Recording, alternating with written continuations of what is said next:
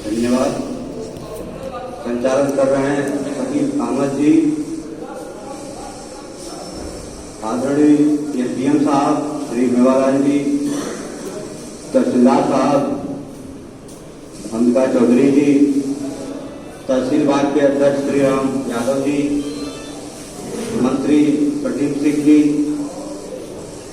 अधिवक्ता घनश्याम तिवारी जी, सभी सम्मानित अधिवक्ता बंधु, मीडिया के लोग, पत्रकार बंधु लोग, सभी सम्मानित कानूनगो, लेखपालगण तथा यहाँ तहसील के सभी कर्मचारी।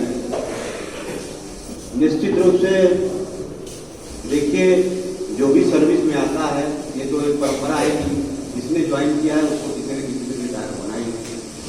एक निश्चित अवधि भी है कि हम कब रिटायर होंगे, तो निश्चित रूप से कम 31 साल से ज्यादा का कार्यकाल रहा है एसडीएम साहब का। ये बहुत ही आपके लिए तो गरिमामय है भी, हम लोगों के लिए भी ये सीख का विषय है कि हम लोग कैसे कार्य करें कि हम भी अपने पूरे कार्यकाल को पूरा कर जाएं।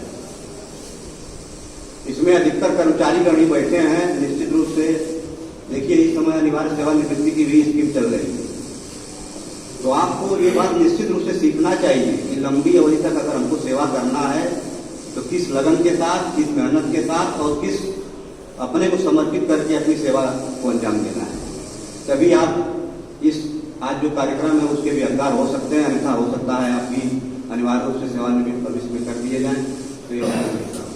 तो ये एक सीख हम लोगों को एसडीएम साहब से सीखना चाहिए। मेरे मन में यही बार बार आ रहा था कि ज्वाइन तो हम लोग किए हैं, हो सकता है रिटायर हम लोग भी ऐसे ही होंगे कि बीच में हो जाएंगे, तो इसलिए मेरे मन में था, मैंने बताया। देखिए, निश्चित रूप से जब एसडीएम साहब यहाँ आए, ज्वाइन किए, तो निश्चित रूप से परिस्थितियां बहुत अच्छी नहीं थी। कहने का मतलब ये कि चुनाव की घोषणा होने वाली थी, क्योंकि एक नए अधिकारी के लिए तहसीलदार साहब भी नए थे, एसडीएम साहब भी नए आए थे, नायब यहाँ है नहीं, तो एक बहुत बड़ा चैलेंज था कि चुनाव को कैसे सफल संपन्न कराया जाए। तो ऐसी परिस्थितियों में इन्होंने अपना जो भी अनुभव था, एक कुशल नेतृत्व प्रदान करके आपको तहसीलदार साहब के रूप में एक अच्छे अधिकारी मिले। बाकी आपने जो टीम बनाई सबके सहयोग से, जितने भी यहाँ लोग कर्मचारी रहे, सभी लोगों ने बहुत मेहनत किया, आपके नेतृत्व में अच्छा काम किया और लोकसभा का चुनाव बहुत ही शांतिपूर्ण ढंग से और बहुत ही अच्छे ढंग से, बिना किसी कमी के बहुत ही शानदार ढंग से बीता। इसके लिए आपको बहुत बहुत बधाई, शुभकामनाएं। चुनाव के साथ ही साथ जब आप आए थे तो निश्चित रूप से यहाँ का क्षेत्र आपके लिए नया था, कोई भी आएगा तो नया रहता है, लेकिन चूंकि चुनाव का समय था तो हम लोगों के बीच आपस में डिस्कशन होता रहता था।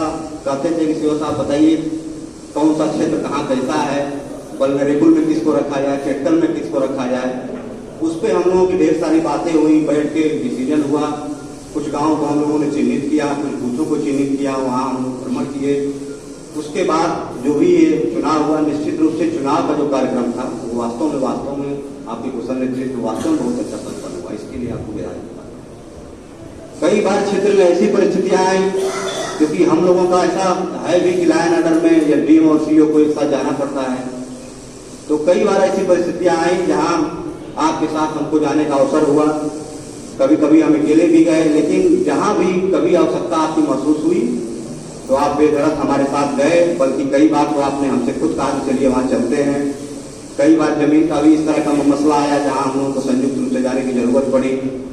तो तहसील स्तर पे ये भी बातें देखी जाती हैं कि एसडीएम और सीओ साथ साथ कितना घूमते हैं और कितना ये बातें जिला स्तर पे भी कही जाती है और लोकल स्तर पे भी कही जाती है।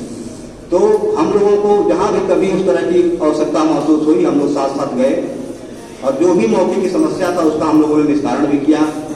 क्षेत्र में भी आपकी काफी ख्याति है, निश्चित रूप से मैं भी क्षेत्र में आता जाता रहता हूँ। क्षेत्र में भी आपकी काफी ख्याति है, आपने बहुत सी समस्याओं का, चाहे वो समाधान दिवस की समस्याएं हों, तहसील दिवस की समस्याएं हों, उसका आपने निश्चित रूप से अपने टीम के द्वारा, जो भी लेखपाल कानूनगो की टीम थी, जो भी उच्च अधिकारी के स्तर पर जो भी टीम जाती थी, आपने लग के निस्तारण कराया। और आज की डेट में अगर पेंडिंग जो शिकायतें हैं उसका अगर आंकड़ा देखा जाए तो निश्चित रूप से बहुत ही कम शिकायतें रह गई हैं। कुछ शिकायतें ऐसी हैं जो कोर्ट में हैं या किसी अन्य कारणवश जिसका निस्तारण नहीं हो सका है, वही शिकायतें बची हैं। अन्यथा गांव स्तर पे भी, समाधान दिवस में भी और तहसील स्तर पे भी हम लोगों ने आपके कुशल नेतृत्व में जहां भी आपको रेवेन्यू टीम गई, आपने बताया कि वहां फोर्स की जरूरत है, हमने तुरंत, मैंने एक आर्डर अपने सभी एसओ को कर रखा है कि जब भी रेवेन्यू की टीम थाने जाएगी और बताएगी कि फला गांव में जाना है, फले गांव में ये पैमाइश है, तो वहां तुरंत फोर्स, जो भी फोर्स है आपके पास, तुरंत रवाना कर दीजिए। और ऐसा होता भी है। अगर कहीं कोई समस्या है, जैसे कोई त्योहार हो या कहीं लाइन अटक की दिक्कत है, तो हम लोगों द्वारा बताया जाता है वही ठीक है, आज नहीं तो कल कर लीजिए। लेकिन कभी इस तरह की बात पुलिस और राजस्व विभाग में कभी तालमेल में गड़बड़ी हुई हो, या कभी अनबन हुई हो, या कभी आपके द्वारा कोई निर्देश हुआ हो और हमारे द्वारा उसका पालन नहीं, ऐसा कभी सामने नहीं आया। जो भी आपके दिशा निर्देश रहे हैं उसमें हमारे सभी एसओ लोग भी और हम लोगों ने खुद उसको तत्परता के साथ लग के उसका समाधान करने का प्रयास किया।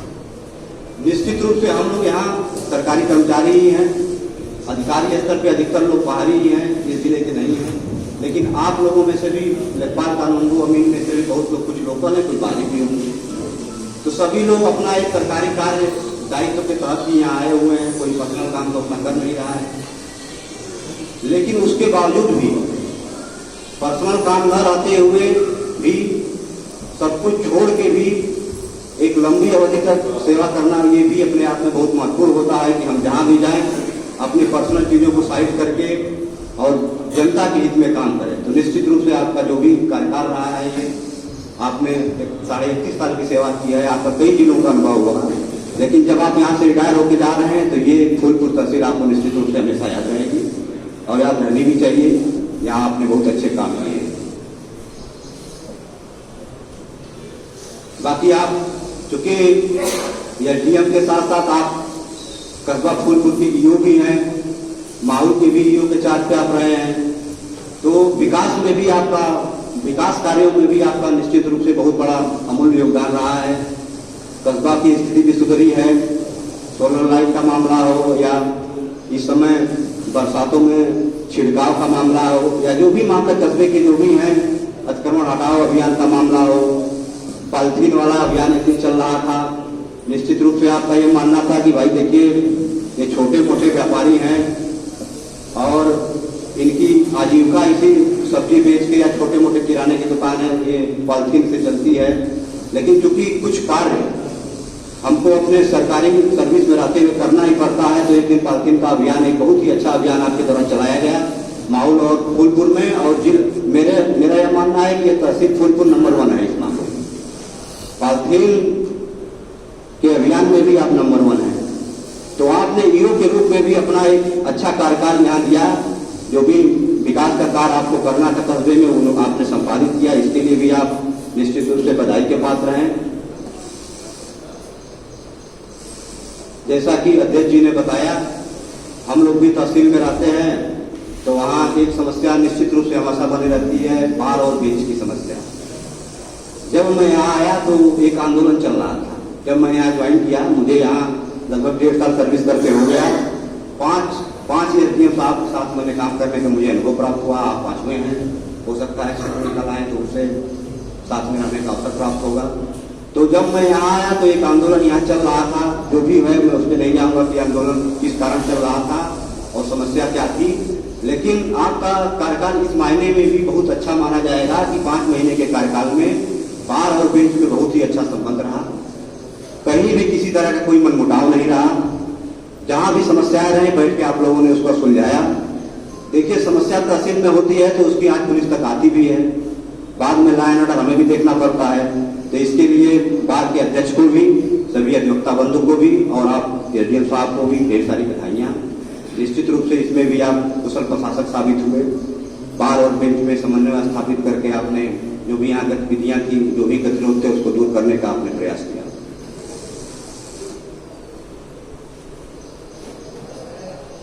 बाकी जहां भी हम लोगों को साथ साथ जाना था हम लोग गए, कभी कभी एरौला भी हम लोगों को साथ साथ जाना पड़ा, क्योंकि मेरा जो भी सर्किल का पुलिस वाला एरिया है, मेरे अंदर में मेरे साथ 3 एसडीएम साहब लोग काम करते हैं।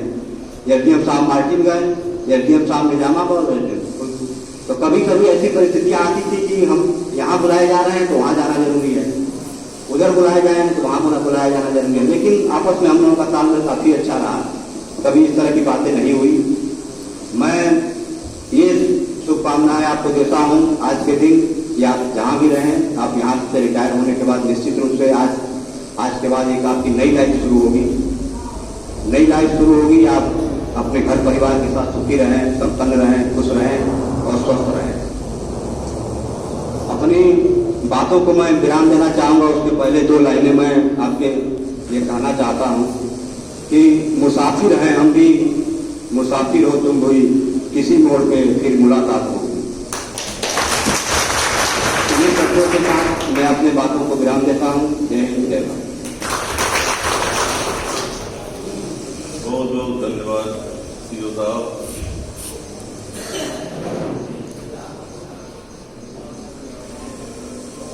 अब हम चाहेंगे कि माहौल के अधिशासी अधिकारी दिनेश चंद्र आर्य जी आए। आपने भी कुछ समय एसडीएम साहब के साथ बिताया ही है, अपने विचार व्यक्त करें, अनुभव शेयर करें। दिनेश चंद्र आर्य जी, सीईओ माहौल।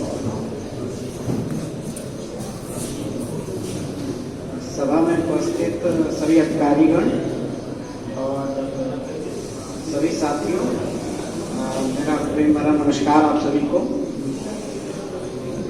मेरी पहली नियुक्ति यहाँ आजमगढ़ में ही हुई है और 3-4 महीने पहले, तो उसी समय मुझे पता चला कि सीएम साहब भी उस समय ही यहाँ में ट्रांसफर कराए थे।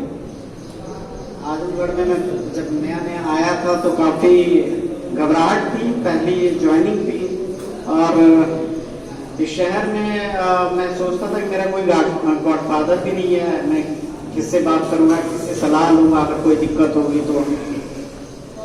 तो इस संदर्भ में मैं कहना चाहूंगा कि एसडीएम साहब मुझे एकदम अधिकारी से कम बल्कि एक अभिभावक की तरह इन्होंने हर कदम पे, हर समस्या में मेरी घबराहट दूर किया धीरे धीरे। और कहीं भी मुझे कभी आवश्यकता पड़ी, जैसे कि माहौल में कुछ कार्य करने होते थे, पॉलिथीन बैन से संबंधित होता था, कहीं अतिक्रमण हटाने से संबंधित होता था, तो जब भी मैंने निवेदन किया था एसडीएम साहब ने हर समय आगे बढ़कर मुझे साथ दिया और धीरे धीरे मुझे यहाँ काम सिखाया है। तो मैं यही कहूँगा कि एसडीएम साहब आज रिटायर हो रहे हैं, लेकिन ये सेवानिवृत्ति ये सब एक पड़ाव है जिंदगी का। हर जिंदगी में पड़ाव जो है वो बदलते रहते हैं। जैसा कि एक फिल्म में कहा भी गया है कि ये जिंदगी क्या होती है, एक रंगमंच है। इस रंगमंच में सिर्फ किरदार बदलते हैं, भूमिकाएं बदल जाती हैं, जीवन चलता रहता है। तो मैं शुभकामना दूंगा एसडीएम साहब को कि नए किरदार में भी वो सफलतापूर्वक वहाँ भी अपना पारी पूरी करें। और मैं यही शुभकामना दूंगा कि एसडीएम साहब जहाँ भी रहें सेहतमंद रहें और दीर्घायु रहें। धन्यवाद।